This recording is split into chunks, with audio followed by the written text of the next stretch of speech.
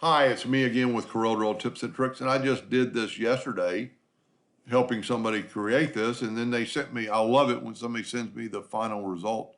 Theirs looks really good. I like the bee. I think my honeycomb's better. So let's say you started out doing this and you accidentally squished this up where your honeycombs are not perfectly the same size in all directions. I'm not saying this is bad. This would work. Who says honeycombs are perfect anyway? But what we could do, we could change this with the parallel dimension tool. And we're going to go from that, try to go straight across, and we're at 35, and we're going to span that out one dimension or one decimal place. Then we're going to take the parallel dimension tool again and go from the sides. And we're going to span that out one decimal place. So we're 0.327 against 0.351. So we can do this by increasing the width. Let's go 109%.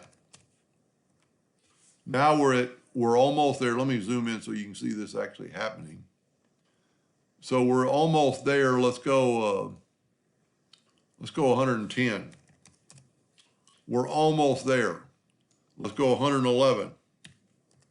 Now we're actually wider than we are long or tall. So what you can do, and my measurements are off, but I think they're still right. Let's go 1110.5. Well, that didn't work.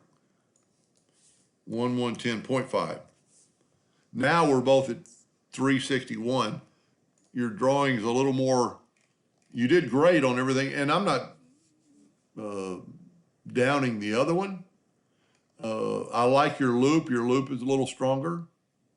You know, you got a little more meat on it, so my loop could have been down a little bit. This would make it a little bit stronger.